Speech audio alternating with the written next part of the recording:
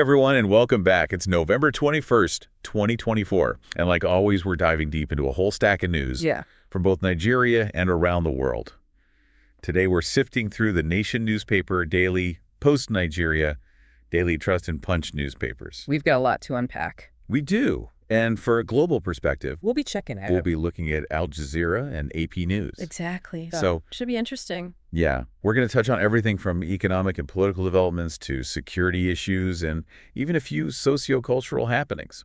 You ready to get started? Absolutely. Let's dive in. Okay, let's kick things off in Nigeria with the Nation newspaper. And unfortunately, we're starting with some tragic news out of Jigawa State. A tanker explosion there has resulted in a devastating loss of life. Yes. The official reports are stating 209 fatalities and 99 injuries. It's a truly horrific incident. It is, and it raises serious questions about safety regulations in Nigeria. Definitely. A tragedy of this scale underscores the need for much stricter preventative measures and safety protocols. Absolutely. And speaking of safety and security, the Nation newspaper also highlights the ongoing battle against oil theft and illegal refining in the Niger Delta. Right. The Navy just recently dismantled 23 illegal refining sites, but it feels like a constant uphill battle. It does. It's such a complex issue with massive economic and environmental consequences. For sure. And sadly, security concerns extend beyond the Niger Delta. The Nation newspaper also reported the killing of a policeman in an Abia state. It's a stark reminder of the security challenges faced in different parts of the country. It really is. Okay. Let's switch gears a bit and look at the political landscape. Yeah. The Nation newspaper covered the recent Ondo State governorship election. Ganduje, the APC national chairman, is asserting that the victory was free and fair without any external influence. Interesting statement. Given the history of controversies surrounding elections in Nigeria, it makes you wonder if this is an attempt to preemptively address any concerns about potential rigging or interference. It definitely makes you think. And while we're on the topic of politics, the Nation newspaper also mentioned allegations of fraud against Andy Uba, a former aide to President Obasanjo. We're talking about a significant sum of money here, and $400 million. Wow. These kinds of allegations, if proven true, can severely erode public trust in the government.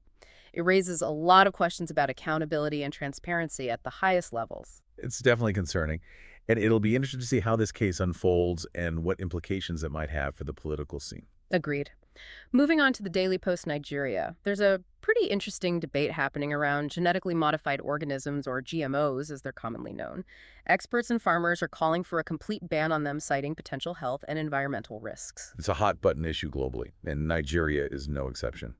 It's a difficult situation to navigate because while there are certainly valid concerns about GMOs, there's also the potential for them to boost agricultural yields and improve food security. Absolutely. It's a delicate balancing act. The government will have to carefully consider the scientific evidence, weigh the potential benefits and risks, and engage in open and transparent dialogue with all stakeholders. I think that's key.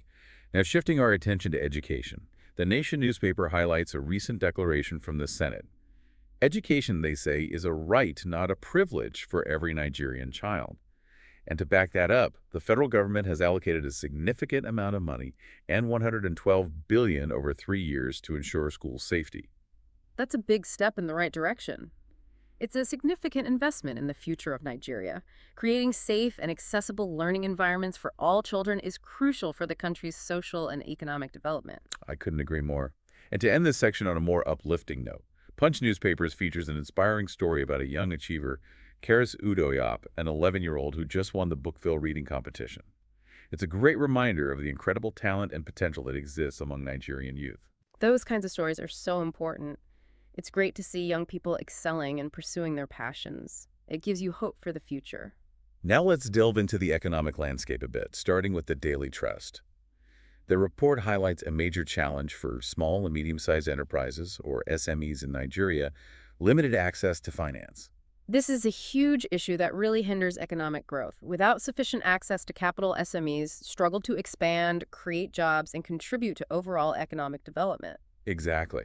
And it's something that needs to be addressed if Nigeria wants to see sustainable economic growth. Agreed. But in the midst of these challenges, it's worth noting that the Daily Trust also quotes the deputy speaker suggesting that Nigeria is on a path to economic recovery. Okay, so there's some optimism there as well. But we do need to consider other viewpoints too.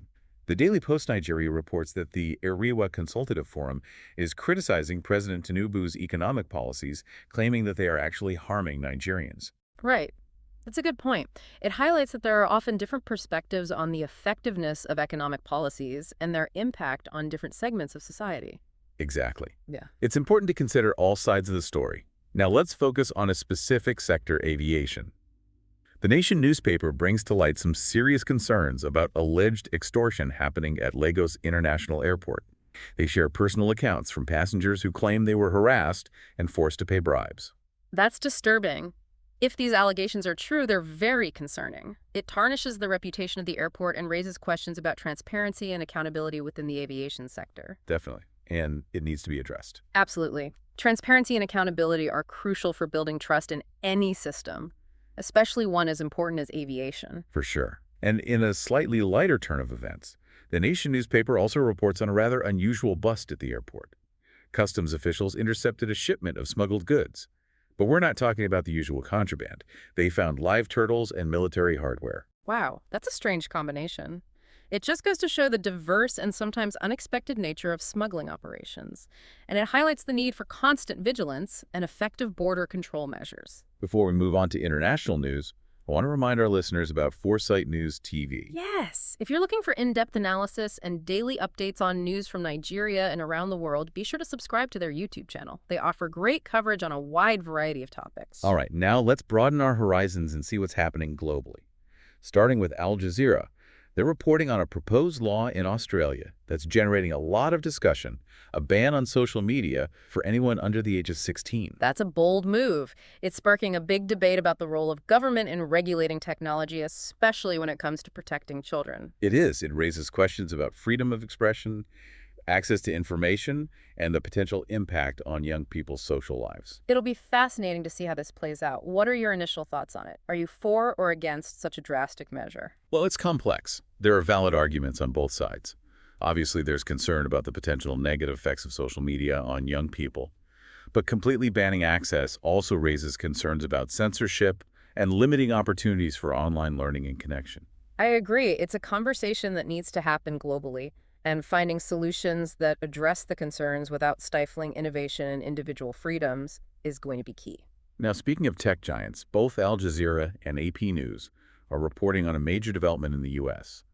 The government is calling for the breakup of Google, including the sale of its Chrome browser. Wow, that's a huge move. It really signals a growing concern about the power and influence of these big tech companies. And their potential to stifle competition. Exactly. It reflects a global shift in thinking as governments and regulators grapple with the implications of these tech giants' dominance.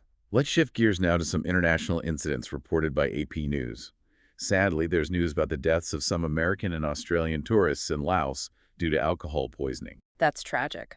It's a reminder to be aware of the potential risks when traveling abroad and the importance of responsible travel practices. For sure. And on a lighter note, AP News also reported on a volcanic eruption in Iceland. It's actually their 7th eruption in just a year. Mother Nature is putting on quite a show. She is.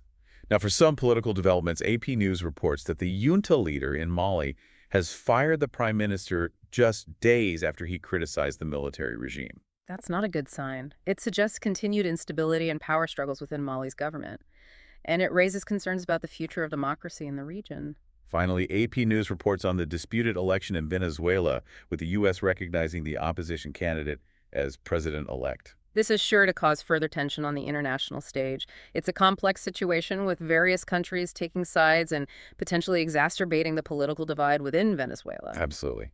What a whirlwind of news from around the globe. It's incredible how interconnected everything is. It is. What stood out to you the most from this international roundup? That's tough. It's hard to choose just one, but the situation in Venezuela is definitely concerning. It's a reminder of how fragile democracy can be and how external actors can really influence internal politics. It's a situation that needs a nuanced understanding of the history and the different players involved. Yeah, you're right. It's easy to get caught up in the headlines, but it's so important to look deeper and think about how complicated these situations are. Now I want to go back to something we talked about earlier, the alleged extortion at Lagos International Airport. Okay. Those stories from passengers are really unsettling, and it makes me wonder if this is part of a bigger problem. I think you might be right. When we look at the bigger picture, it does seem connected to those broader issues of corruption and lack of accountability that we see in other areas, like with the allegations against Andy Uba. Whether it's at the airport or in the government, it creates the sense of distrust and weakens people's faith in institutions. Exactly. It's like a pattern when you start connecting the dots. Mhm. And it's not just Nigeria either.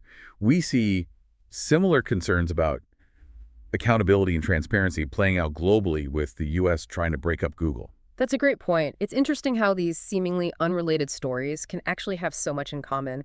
In both cases, there's a feeling that these powerful entities, whether it's a tech company or a government institution, need to be held accountable and work for the public good. And that brings us to another parallel, the proposed social media ban for kids under 16 in Australia.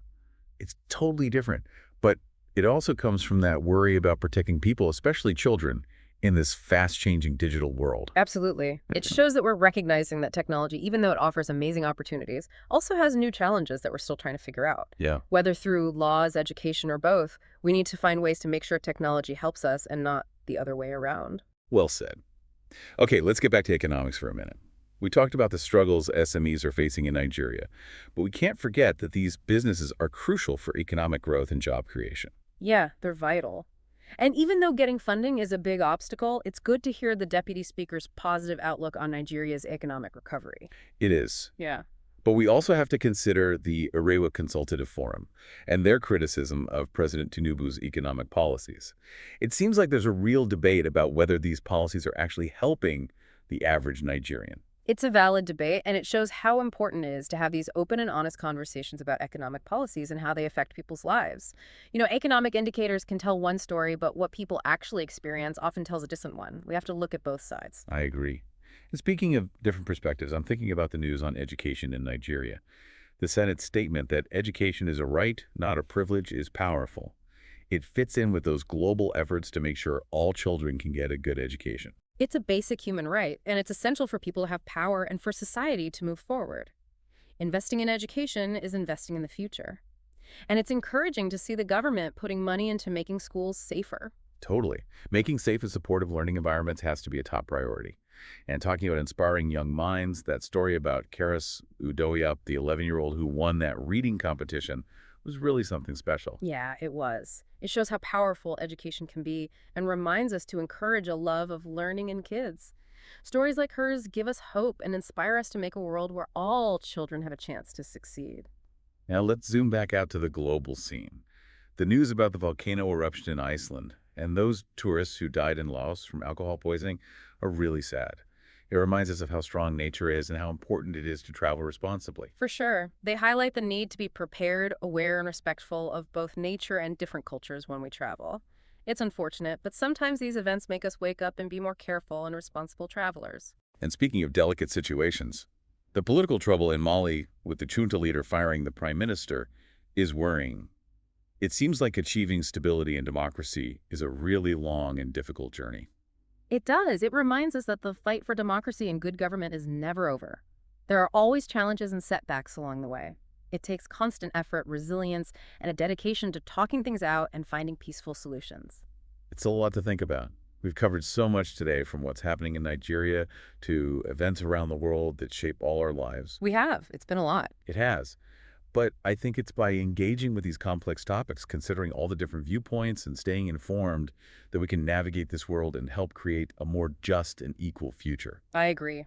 We may not have all the answers, but asking the right questions and staying involved is a great start. Absolutely. And Yeah. sometimes just recognizing that an issue is complex and not try to oversimplify it is a good step. I think so too. Okay, so before we move on to our final thoughts, I want to take a moment to remind our listeners about Foresight News TV on YouTube. If you want to keep up with current events, both in Nigeria and around the world, you should subscribe to their channel. Yeah, they're a great resource. They do a good job explaining things, and they cover so many different topics. You're bound to find something you're interested in. Okay, so as we wrap up this deep dive, let's take a moment to think about some of the big themes that have come up. What are your final thoughts?